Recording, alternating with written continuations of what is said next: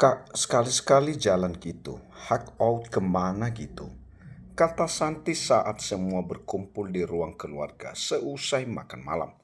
Jangan sibuk ngurusin kerjaan terus. Sambungnya yang tak ingin. Sang putra merasa terbebani sehingga kehilangan masa mudanya dengan begitu saja. Walaupun hanya 15 sampai setengah jam, Calvin menerapkan kepada anak-anaknya untuk berkumpul di ruang makan. Seusai makan malam untuk saling bercengkrama satu sama lain.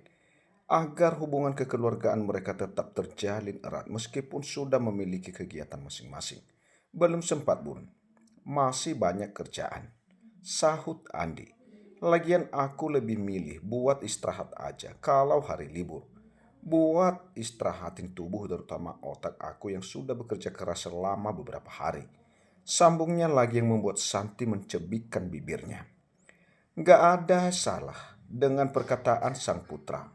Namun putranya ini loh sudah menginjak usia yang pantas untuk berumah tangga. Kalau cuma mikirin kerjaan kapan Andi bakal punya kekasih coba. Kerjaan mah gak bakal ada habisnya kak. Setiap hari memang selalu menumpuk. Kata Santi yang sudah tahu betul bagaimana pekerjaan seorang petinggi perusahaan. Karena bukan 1-2 hari dirinya hidup mendampingi Calvin yang notabene sekarang memimpin perusahaan. Keluar kak, biar dapat pacar. Kata Santi pada akhirnya. Belum kepikiran sampai sana bun, sahut Andi. Andi itu masih baru bergabung dengan perusahaan yang di sini. Lagian Andi juga sedang berusaha untuk memantapkan diri bun. Andi nggak mau menjadi pemimpin perusahaan nantinya hanya karena warisan dari ayah. Tapi juga karena kemampuan Andi yang patut untuk dipertimbangkan. Kata Andi yang malah panjang lebar. Terserah kamu aja. Kata Santi pada akhirnya. Kalau Andi sudah banyak bicara seperti itu, Santi tak akan menang untuk beradu argumen dengan sang putra. Di kampus tadi gimana dek? Tanya Calvin pada sang putri ingin mengalihkan pembicaraan istri dan putra sulungnya. Enggak gimana-gimana ya, seperti biasa aja. Jawab Flo. Pelajaran gimana? Aman. Tanya Calvin kembali. Kalau ada yang kamu nggak tahu, kamu bisa tanya ke abang, kakak atau bahkan bunda sama ayah. Sambung Calvin yang memang kebetulan mereka semua mengambil jurusan manajemen bisnis. Aman ya, tenang aja. Nanti aku tanya kalau ada yang aku nggak ngerti. Jawab Flu. Bengkel gimana bang? Tanya Calvin. Semua baik ya. Bahkan lebih ramai dari kemarin-kemarin. Jawab Rai. Bagus. Tapi nggak mengganggu kuliah kamu kan? Karena ayah nggak mau dengar nilai kamu anjlok. Karena sibuk ngurusin bengkel. Kata Calvin mewanti-wanti putra keduanya. Enggak kok ayah. Ayah nggak usah khawatir. Sahut Rai. Lagian kan ada Zaki yang bisa diandalkan buat bantu handle ya. Imbuhnya. Ya, Bun. Izin ke kamar duluan ya. Masih ada kerjaan yang belum selesai. Izin Andi pada kedua orang tuanya. Tapi jangan begadang ya kak, kata Santi memberikan pesan pada putranya. Iya bun, jawab Andi yang lalu mengecup pipi sang bunda. Mengecup rahang tegas sang ayah dan kening sang adik bungsu. Selamat malam semua, ucapnya yang tak lupa menepuk pelan pundak Rai sebelum benar-benar melangkah pergi. Aku juga bun, iya masih mau ngerjain tugas yang harus dikumpul besok, kata Flu. Rai juga mau periksa, laporkan bengkel bun, ya sambung Rai. Jadilah, sekarang yang tersisa di ruang keluarga hanya Calvin juga Santi. Ayo ke kamar yang, ajak Calvin pada istrinya. Bentar ya, masih pengen nonton, sahut Santi yang menolak ajakan Calvin. Lagian ini masih pukul 8 malam, jadi masih ingin menonton drama di sana. Rasanya bosan jika di kamar terus. Ya sudah, tapi jangan salahin ayah kalau makan bunda di sini. Kata Calvin dengan nada biasa, namun terselip ancaman tak main-main di dalamnya. Kamu nggak mendadak amnesia. sehingga lupa dengan apa yang kamu katakan tadi sore kan? Sambung Calvin mengingatkan tentang apa yang dikatakan Santi padanya. Cekek, ya sudah ayo ke kamar. Putus Santi pada akhirnya. Nggak lucu juga ya jika dia tetap kekeh di sana dan kepergok anak-anak atau UART. Bun, nanti Flo sama teman-teman mau ke toko buat ngerjain tugas. Boleh ya? Tanya Flo sekaligus memberitahu kegiatannya nanti. Memang di toko utama milik Santi tak jarang para siswa sekolah menengah atas atau pertama. Bahkan para mahasiswa menghabiskan waktu bersama temannya untuk sekedar nongkrong ataupun mengerjakan tugas bersama. Karena ada beberapa area di sana, lantai khusus untuk area privat, lantai 3 untuk area kantor, juga area pribadi sang pemilik. Lantai 1 bagian depan biasa digunakan buat take away ataupun sekedar nongkrong biasa. Dan bagian belakang itu dibuat semi outdoor yang lengkapi dengan area bermain untuk area keluarga. Kalau untuk cabang hanya 2 lantai dan tentunya dengan konsep yang berbeda-beda. Tapi menu tetap dengan cita rasa yang sama pula. Iya dek, jam berapa kira-kira datangnya? Nanti biar bunda minta buat siapin tempat untuk kalian. Sahut Santi merespon perkataan sang bungsu. Habis makan siang kayaknya bun. Soalnya kelas hari ini cuma sampai jam 12 aja. Jawab Flu. Kalau abang gimana? Kata Santi melemparkan pertanyaan pada si tengah tentang aktivitas apa saja yang rencananya akan dilakukan hari ini. Santi dan Calvin tahu betul jadwal mata kuliah anak-anaknya sampai pukul berapa. Nanti mau ke bengkel bentar bun. Ada beberapa barang yang habis jadi abang mau bikin list. Apa aja yang harus dibeli? Jawab Rai. Obrolkan singkat sehabis sarapan seperti ini juga setelah makan malam membuat para anak-anak tak kehilangan sosok orang tua. Meskipun bisa dibilang orang tua mereka cukup sibuk. Bukan seberapa banyak waktu yang diberikan, tapi isi di dalamnya. Karena kualitas lebih baik dari kuantitas. Bun, besok lusa jadi nginep tempat Oma? Tanya Flo lagi. Jadi, Auntie ngajak berdeguan. Jawab Santi. Ayah berangkat dulu ya. Pamit Calvin yang mengecup kening sang istri. Dan puncak kepala Flu. Kalau mau ke toko bilang Pak Pri agar jangan ngebut-ngebut. Pesan Calvin untuk sang istri. Kamu juga bang. Kalau mau bawa motor jangan ngebut. Sambungnya lagi memberi pesan pada putra keduanya yang kemana-mana lebih memilih untuk menaiki motor sportnya daripada menggunakan mobil. Siap ayah, jawab Rai. Kakak juga berangkat ya bun. Dek, pamit Andi yang mengikuti pergerakan sang ayah. Jangan lupa makan kak. Pesan Santi pada putra sulungnya. Yang kalau sudah sibuk jadi lupa segalanya. Sama seperti sang ayah. Bahkan setiap jam makan siang Santi harus menghubungi kedua pria itu dan memastikan mereka makan bekal makan siang mereka jika tak ada janji ketemu klien pas makan siang. Seperti yang telah direncanakan, sore ini Santi beserta suami dan anak-anaknya hendak ke rumah utama. Mereka menggunakan 2 mobil, 1 mobil untuk Calvin dan Santi serta 1 mobil lagi untuk ketiga anaknya. Sebenarnya Rai ingin menggunakan motor kesayangannya, tapi sekeras apapun keinginannya, tetap saja kalah sama keputusan sang ibunda ratu. Seberkuasanya seorang Calvin tetap kalah kuasa dari sang nyonya. Ternyata begitu sampai, sudah ada 2 mobil yang berada di carport. Yang tentu saja mereka tahu siapa pemiliknya.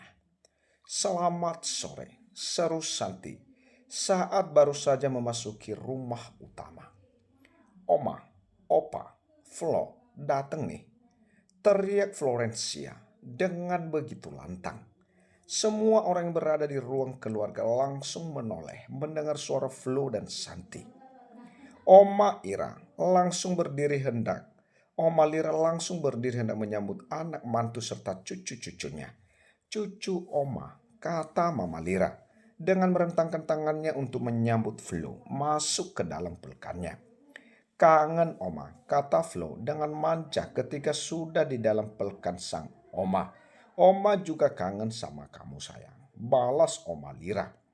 Oh, jadi cuma Oma yang dikangenin. Opa enggak. Kata Opa Delro yang pura-pura merajuk pada cucu perempuannya. Flo pun langsung melepaskan pelukannya pada sang Oma. Langsung beralih hendak memeluk sang Opa. Kangen Opa juga, kata Flo yang memeluk Opa Delro. Hai kak, sapa? Kata pada Santi. Lama nih kita nggak kumpul dan quality time bareng. Sambungnya lagi. Iya nih, kapan ya kira-kira kita quality time? Kata Santi menanggapi sang ipar. Besok aja gimana kak? Mumpung kita lagi kumpul. Usul Reta. Gimana Den? Tanyanya pada Dena. Boleh. Kapan lagi kan? Jawab Dena. Jangan lupakan mama, kata Om Malira yang tak mau kalah. Tentu aja Mam, mama juga harus ikut sama kita, sahut Reta. Terus kita-kita gimana? Tanya Vanessa. Kamu, Kak Flu, Gladys, Cika, Kia bikin acara sendiri, sahut Mama Lira pada Vanessa dan para cucu perempuannya yang lain. Ya, Oma gak asik, kata Vanessa yang merasa tak terima dengan perkataan sang Oma. Kok bilang Oma gak asik? Memangnya kalian mau pergi sama kami ini yang sudah tak muda lagi? Gak bosan nantinya lalu ikut? Kalau mau sih gak apa-apa. Ayo aja, malah biar semakin rame. Jadi tambah asik, papar Oma Lira. Bukannya nggak mau ngajak para cucu perempuannya yang masih remaja. Cuma Oma Lira dan yang lainnya hanya khawatir jika mereka akan bosan nantinya. Namanya ibu-ibu jalan bareng, ya tentu aja beda dengan apa yang dilakukan para remaja. Walaupun sebenarnya tak jauh beda sih, hanya beda konteks. Lagian kalau sampai anak-anak ikut, para ibu-ibu tak akan dengan leluasa bertukar pikiran tentang para putra-putri. Ya, kalau ngomongin tapi ada anaknya, yang ada langsung diprotes. Kalian kalau mau keluar, ya keluar aja. Ajak para anak laki-laki buat temanin. Kata Calvin pada putri dan para ponakan perempuannya. Ayah nggak bakal ngizinin kalian buat pergi tanpa pengawal atau para anak laki-laki ikut. Sambungnya lagi. Calvin hanya tak ingin para cucu perempuan keluarga Andero ada sesuatu di luar. Kurang tahu apa yang akan terjadi dan bahaya apa yang mengintai di luar sana. Kalau kalian mau pergi, Ciko, Darren, Abang Rai, sama Kak Andi harus ikut buat jagain kalian. Timpal Daniel yang mendukung keputusan sang kakak.